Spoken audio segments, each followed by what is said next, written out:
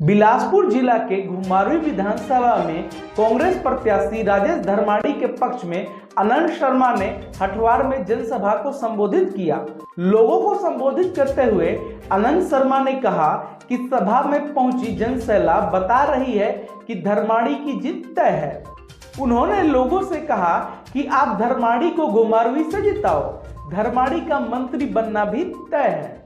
धर्माड़ी एक ईमानदार व्यक्तित्व के इंसान है, जिसके चलते वह धर्माड़ी के साथ हैं। उन्होंने भाजपा पर प्रहार करते हुए कहा कि भाजपा बोल रही है कि पुरानी पेंशन एवं महिलाओं को जो भत्ता दिया जाएगा उसका पैसा कहां से आएगा।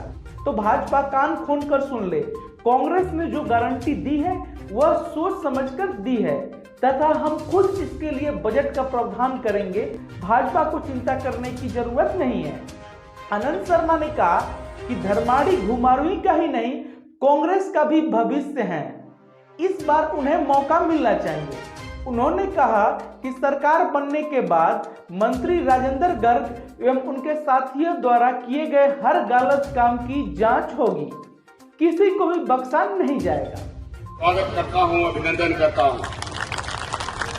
मैं स्वागत करता हूं हमारी पार्टी के सह प्रभारी, एआईसीसी सचिव और पूर्व मंत्री आदरणीय श्री गुरकीरत। देश की पूंजी कम थी तो देश के निर्माण का जो बुनियाद उस वक्त पंडित जवाहरलाल नेहरू ने रखी थी, इस काम को इंदिरा गांधी ने आगे लेके गई, राजीव गांधी जी लेके गए और हमारी सरकार डॉक्टर मनमोहन सिंह के टाइम में देश की जीडीपी को 4 गुना कर दिया।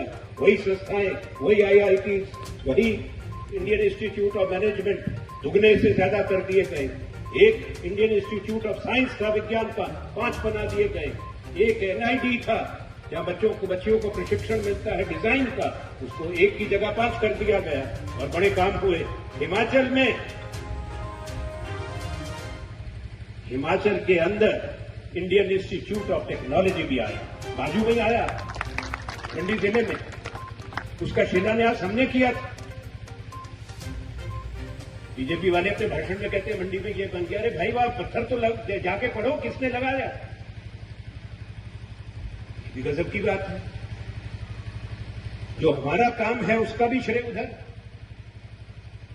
और मैंने ये बात इसलिए कह रहा हूं, नौजवानों के बाद, आजादी के बाद इतनी ज्यादा बेरोजगारी देश में नहीं हुई जो आज।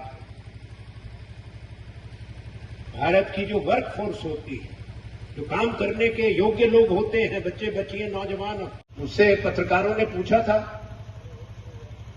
अब सबका सम्मान करते हुए शायद बात कई बार चलते चलते कितनी सुनी और कितनी कही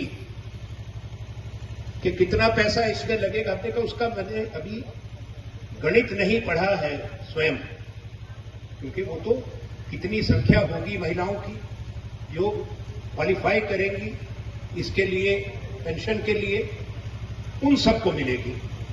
तो सरकार बनने पे विभाग होते हैं, वित्तीय विभाग होता है, फाइनेंस डिपार्टमेंट होता है, फाइनेंस मिनिस्टर होगा, बजट बनेगा, उसके अंदर उसको डालेगा कि इतना पैसा 1500 रुपए महीना पेंशन का लगेगा।